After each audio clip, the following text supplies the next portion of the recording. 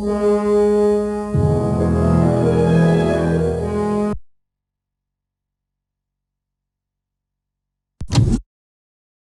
1. At Arkham Asylum, good behavior was the best path to an early parole. But for some residents, reforming their wicked ways was anything but simple. Batman knew this. He also knew Edward Nygma. He knew that Nygma could easily fool Arkham's parole board.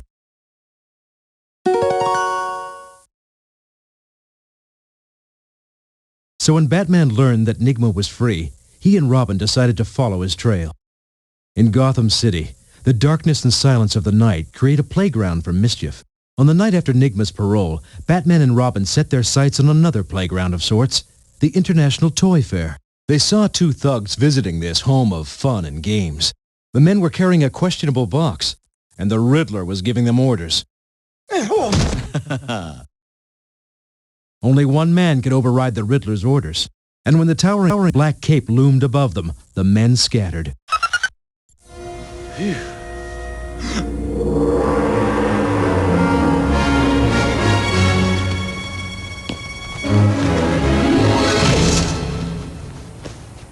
Take it easy.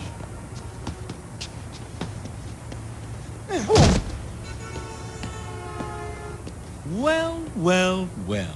Look who's here. Up to your old tricks already, huh, Nygma? Whatever are you talking about, Batman? The last time you delivered one of these, it almost killed Commissioner Gordon. What's your point?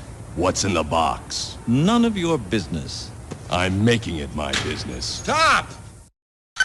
But the Riddler just relaxed as Batman and Robin gathered his goons.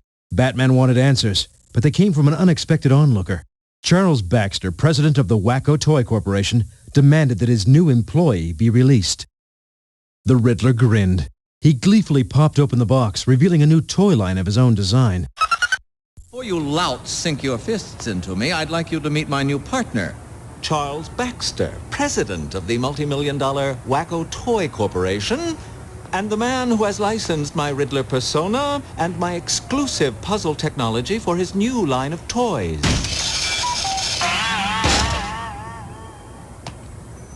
We're going to make a killing.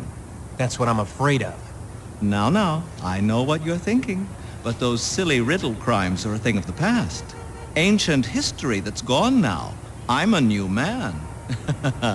But you probably won't figure that out until it's too late. Unlike Baxter, Batman and Robin were not impressed with Riddler's notorious name or perplexing puzzles. They remained suspicious. Baxter didn't care if the Riddler had really reformed. His only concern was for his company's future profits. Out of their costumes, Bruce Wayne and Dick Grayson relaxed at Wayne Manor. Suddenly, a news report caught their attention. Newman Import and Export Company, a Gotham antiques dealer, had been burglarized. The owner sadly told of the ancient artifacts he had lost. Bruce recalled what Riddler had said about his riddle crimes. Those were things of the past, ancient history that's gone now. I'm a new man. To Dick, the connection seemed like a coincidence, but Bruce knew that the Riddler was still obsessed with outsmarting Batman.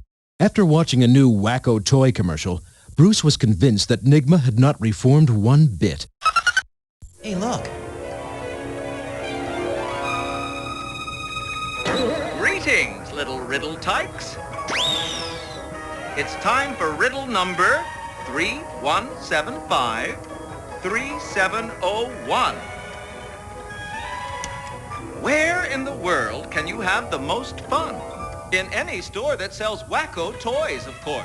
That's because Wacko makes the entire line of Riddler games and puzzles, like the Riddler's Riddle Mid. Hours of fun for only $19.95. So grab your parents, or just their wallets, and run on down to your nearest toy store. Tell them the Riddler sent you. And when Bruce and Dick deciphered the Riddler's curious code, they knew that his next trick wouldn't be child's play.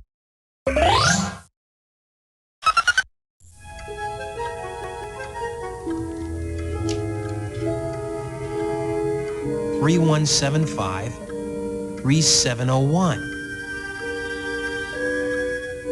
It's the downtown financial district. What's that building right there in the center? The First National Bank. Part 2. Rain pelted Gotham. High above the financial district, Batman and Robin waited and waited. But there was no trace of the Riddler. Batman checked the number he had written down from the Riddler's commercial. He had thought it was a set of map coordinates. Then he remembered how the Riddler had flipped over a map. Batman did the same to the numbers.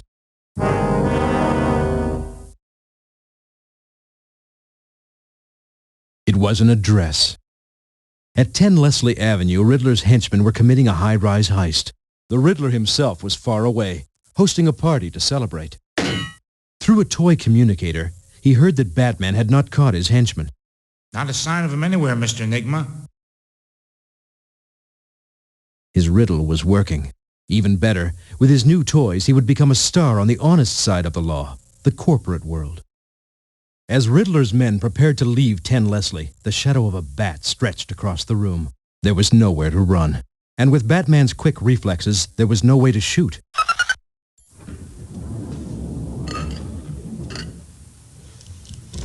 Let's go.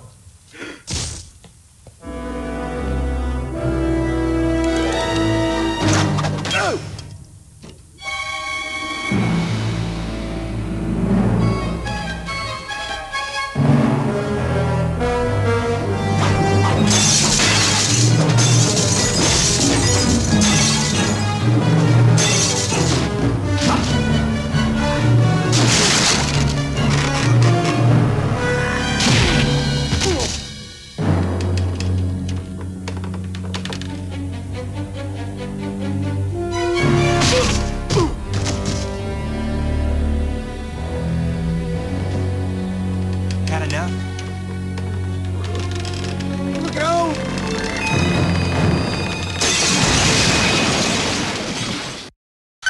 If only Robin could have been as fast. While Batman struggled to free his young partner from a crushing cabinet, the looters were escaping, they thought.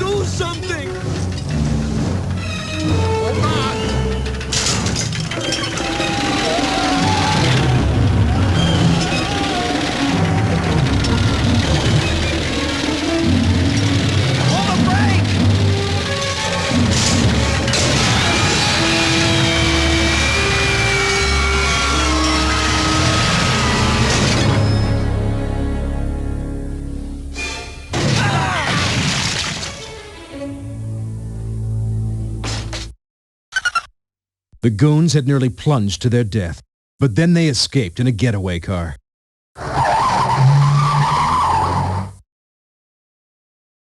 Batman decided to try a direct approach.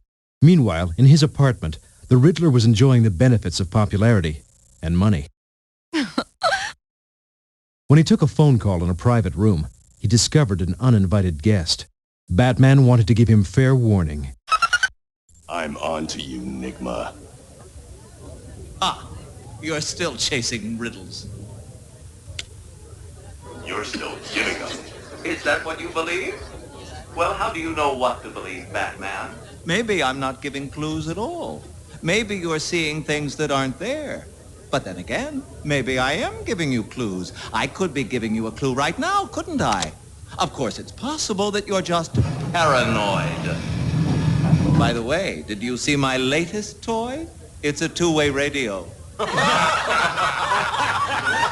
Ladies and gentlemen, I'd like you to meet the great Batman. He's here because he hasn't got a clue. You can play all you like. You and I both know that I'm going to put you away because you can't help yourself. You can't stop. And I'll be waiting.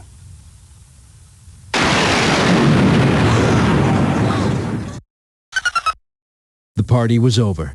With his henchmen at his side, the Riddler slouched, staring out at Gotham. Every alley, every ledge, every shadow. The dark night would be everywhere. His sorrow turned to rage.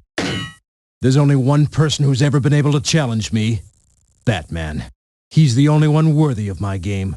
The Riddler could think of only one thing to cure his obsession, and it wasn't a treatment at Arkham Asylum.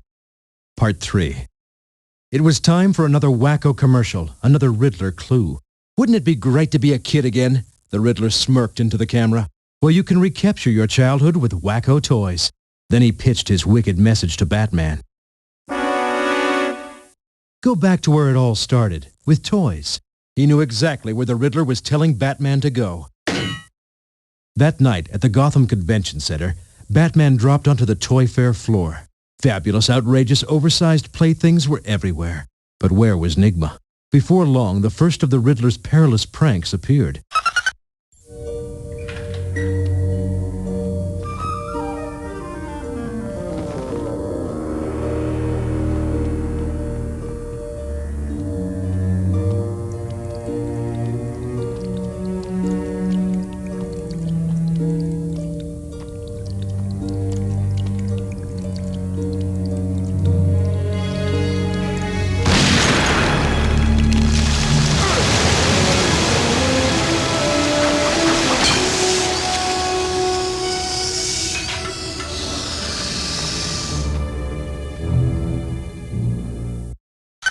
And then another.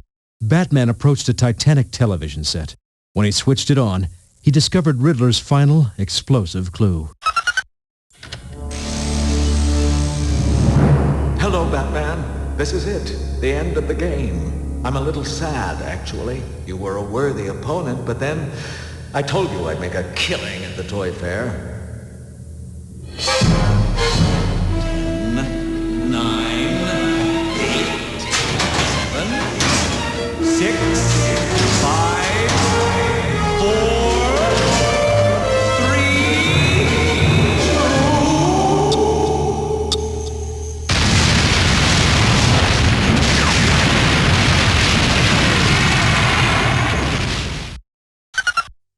I always feel sad at funerals, Edward Nigma said, tossing his Riddler costume into his fireplace. He thought he had defeated the Dark Knight finally.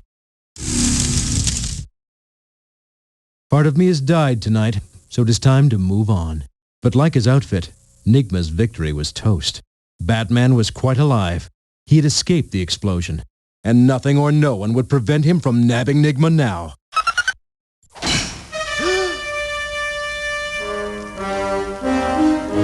You! I don't believe it.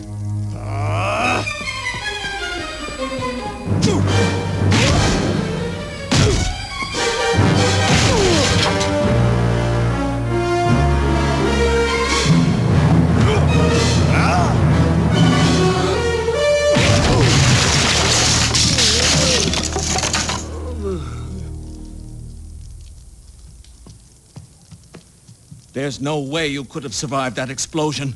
How did you get out? That's my little riddle. Helpless in Batman's grip, Nigma wanted to know how Batman survived. But Batman wouldn't tell him how he escaped the explosion. Nigma begged. Then he bargained. You tell me what I want to know, he said, and I'll tell you what you want to know. Nigma added, I'll even tell you how I committed all those robberies. Deal? Batman scowled. No. Batman put a Riddler communicator to his mouth. Did you hear that, he said. Commissioner Gordon certainly had. He burst into the room, 2 officers in tow, and a toy communicator in his hand.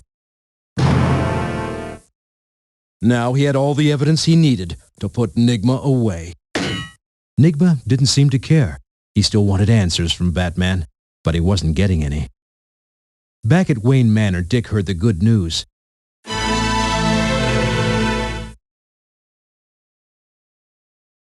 Nigma's henchmen had told the police where all the stolen goods were, and even agreed to help convict their boss. What I don't get, Dick said to Bruce, is how you escaped that explosion. The explanation was as simple as a safe is strong. All the exits were locked. And I was out of time. There was only one thing to do. I jumped inside the safe.